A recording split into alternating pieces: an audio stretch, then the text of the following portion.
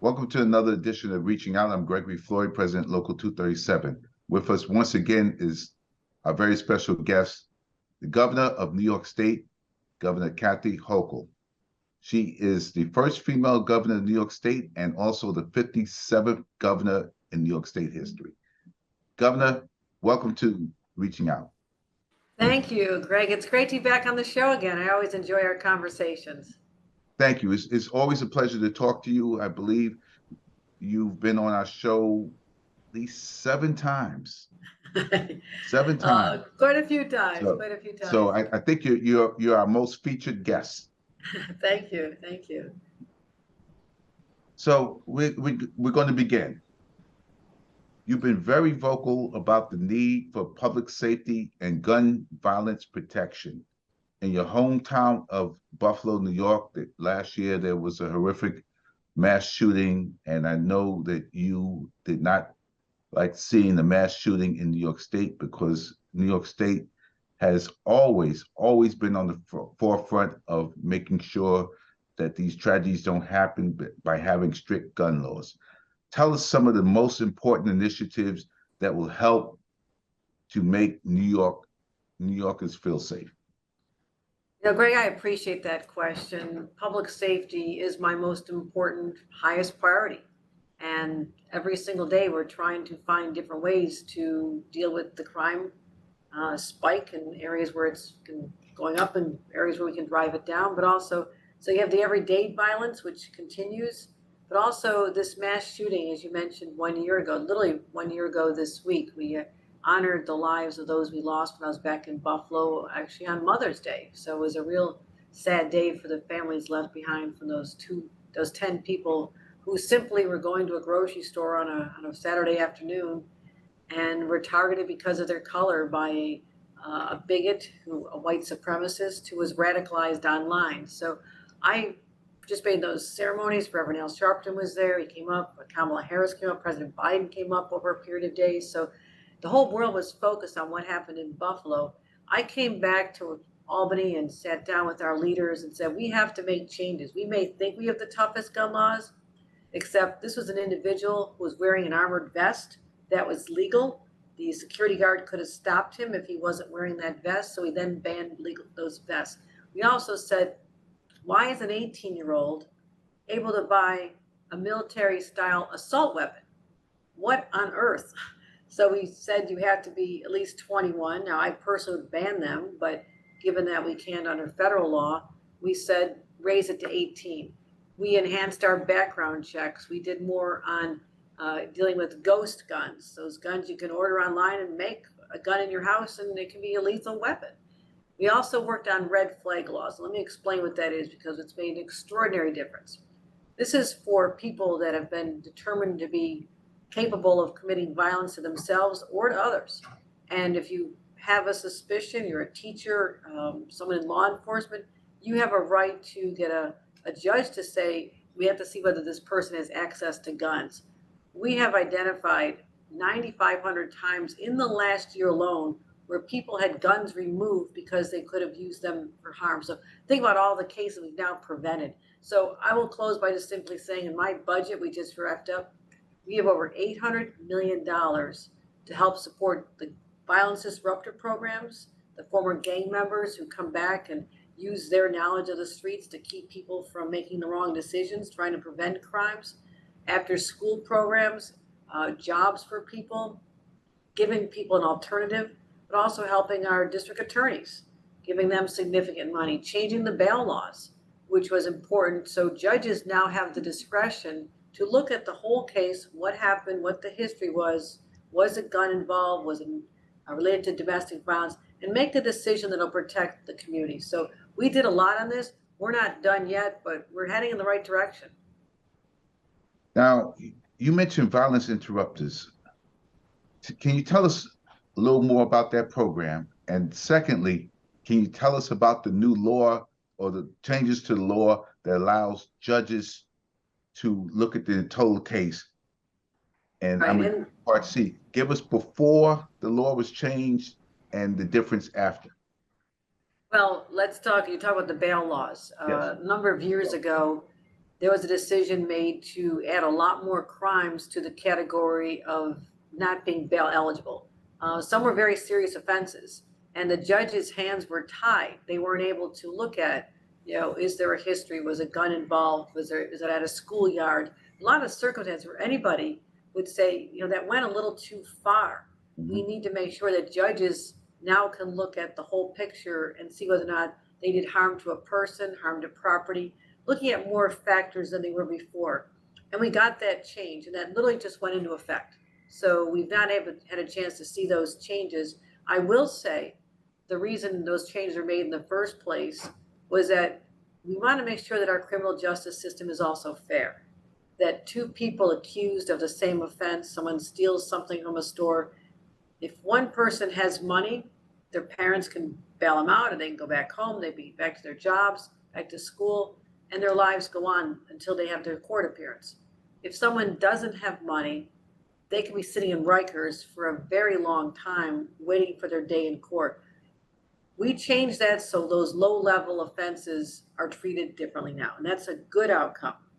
But what I was concerned with, and what a lot of people said went too far, was this taking away the ability as judge to look at all the factors. So now we have the ability of a judge to look at the whole story, the individual, and find ways. Does this person need help themselves? Is there mental health problems? Do they need substance abuse? Why are they committing these crimes? But also get them help.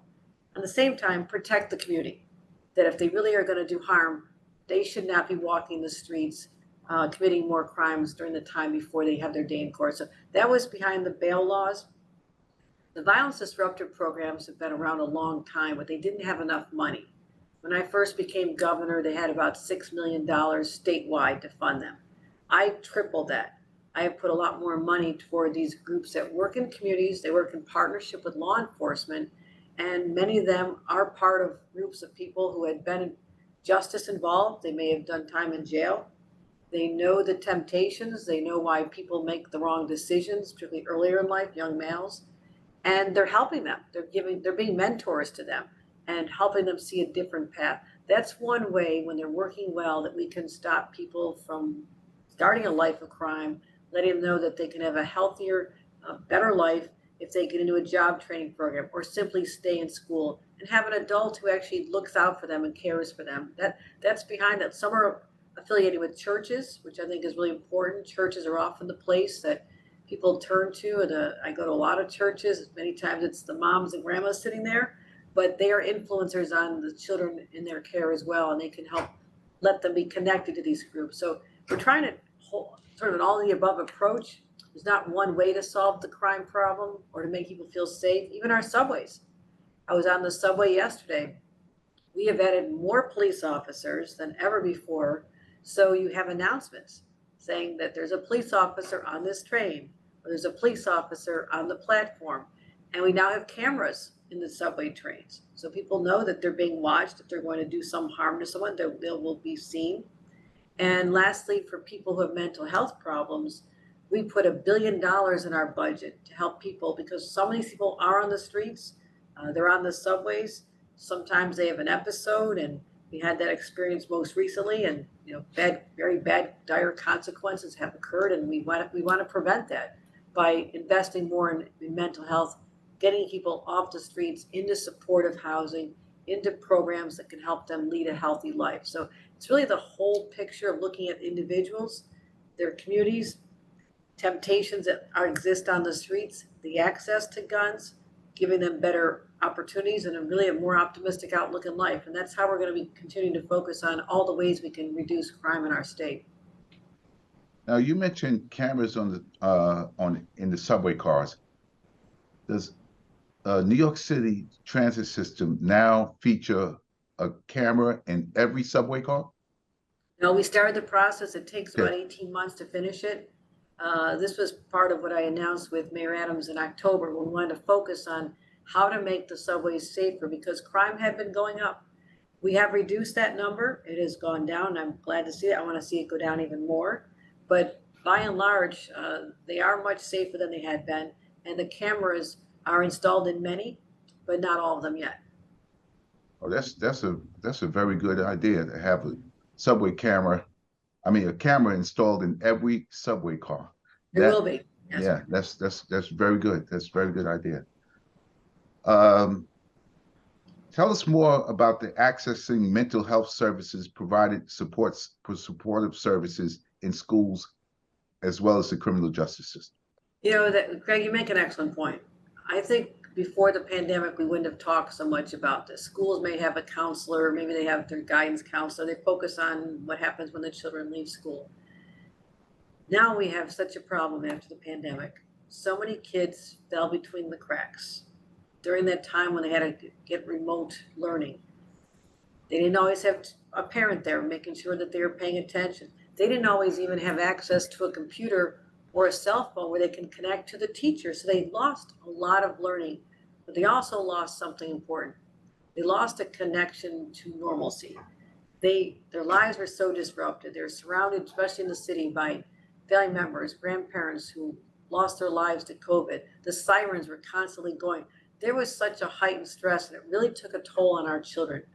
Our teachers have been doing incredible work to try and help bring our kids back up, but they need professional help in our schools. We put $34.5 billion toward education, record amount of money. Schools have never seen as much money to allow teachers to do the best they can to help give kids a great outcome. But meanwhile, we need to have mental health providers in the schools to help identify the kids with problems, because if you can treat and prevent a problem in a child, you stop a lifetime of needing assistance and outcomes that could lead to crime or homelessness. And we can stop that by helping out in the schools early on. It's also about getting supportive housing. As I mentioned, getting people off the streets into wraparound services that help them treat their illness, but also then help them find a job and make sure that they have regular communication with a mental health provider who can talk to them. Even with, you think about the Zoom calls, you can have a conversation with a therapist or a psychologist, psychiatrist. You can have that communication without having to go to an office. So it is much easier, but we have a lot more work to do for society as a whole, but particularly our kids, to help them recover from the pandemic and lead healthier lives. Very good, very good, very good. Public housing in New York City was once a source of pride for both residents and workers. But federal funding has diminished over the years, and aging buildings are in need of repair, major repair. Your administration has taken many steps to help NYCHA back to its glory days. Tell us about some of your initiatives. Well, you're absolutely right. There was decades of neglect. People just decided that these individuals weren't worth the effort and the money, and it was tragic. It was disgrace how people in NYCHA housing have been treated through the decades. So we wanted to show that these individuals matter. They don't deserve to live in squalor conditions. The elevators should work. There should not be asbestos. There should not be lead. It should be clean. The lights should be fixed in the hallways. And a lot of that goes to public safety. So we invested in, I believe you were there, Greg, talked Yes. about how we unlocked the federal dollars by changing the law in the state, what they call the Public Housing Trust. And through that trust, it'll lead to decades of money being available for the repairs even. And we think it could unlock billions of dollars to go into the NYCHA buildings and bring them up to the standards that we would expect everyone in New York to be entitled to. So that's one part of what we did last year. But also, we mentioned the pandemic earlier. A lot of people fell behind on their rent because they lost their job or they were sick and had to take care of a family member, whatever reason. And there was money available through the federal government last year to help people get caught up on their rent, pay the landlords, except it wasn't available for residents of public housing.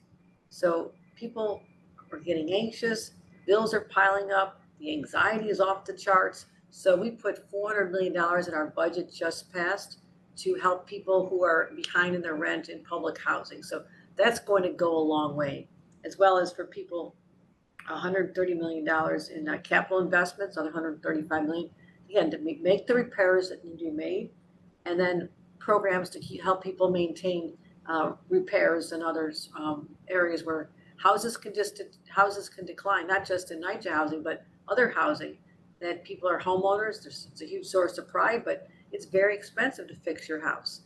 So we've been working hard on tenant protections, making sure that we have money for tenants who are behind in the rent, and not forgetting the 340,000 people who live in NYCHA housing. Also, in terms of affordable housing, what is being done to help more New Yorkers have access to housing they can afford? Well, if you listen to my state address and my budget, you saw that I had a very expansive, bold plan to build over 800,000 units over the next decade. The way we can drive down the cost of housing, especially rentals, is to have more supply. It's simple supply and demand. Prices go down, the more supply you have. And so we have the exact opposite. We have a tight supply because we've not been building, we've not been creative, we've not unleashed all the possibilities that exist that I tried with the legislature to get through. And there was a lot of resistance, even to office conversions. Think about this. We've got buildings all over the city of New York. They're not filled anymore because people are working remotely. Why not create an incentive for developers to convert them to housing? We could add thousands and thousands of units. Again, more units come on, the prices start going down. Also, accessory dwelling units, we talk about those. That's letting your kids after school, when they can't find a job, live in your basement legally, or be able to rent it out to another family member. Let your parents or grandparents live with you so they can help take care of the kids. But that's prohibited right now. And something as simple as that, has not been embraced thus far. We hope we can get that through next time. But also asking communities to meet growth targets. It's a little bit tougher. People didn't want to be told what to do, but they're not doing it on their own. So I've been told I'm the first governor in 50 years to pay attention to housing. And I think there's too many exclusionary zoning rules that are set up to keep people out. And that's not acceptable in this day and age. We have to embrace diversity, allow people to come, build housing, and why not build more housing around our train stations? You think about many of our train stations have an empty parking lot at the end of the day when people are done using it. Why can't that space be used to build multi-levels, first floor coffee shops, little bakery, little retail? Then you can put a couple layers of parking above it. So you can double, triple the amount of parking available, and then put housing above that. So the space is there, the opportunities are there. We just need the political will to get it done. I haven't. I'm working with the legislature over the next year when they're out of session. They leave in June, trying to build a coalition of people who believe in what we're trying to do. It'll put a lot of people to work. It is good for the economy.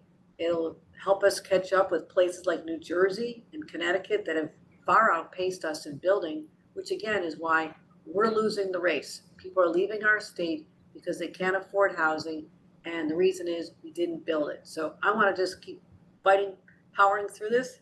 It's not easy, but I didn't sign up for easy. Being governor is not supposed to be easy. We embrace the challenges and try to solve all the problems that are out there. Now, that's an interesting statement that you just made. You didn't sign up for easy. Being governor is not easy. And a lot of people take political positions and lay back and thinking the work gets done magically. And the reality is you're not here to be a star, you're here to do the work. And if you're not here to do the work, you shouldn't take the job. And I like that statement. That's a very good statement. It's a very good code to live by. Thank you very much. I believe in public service, and there are so many different ways, even through our budget, we can transform people's lives. We just gave people a pay increase. People are struggling so much. Our families in New York trying to figure out how to manage with inflation, the cost of diapers and formula and the kids' sneakers and backpacks and the cost of eggs.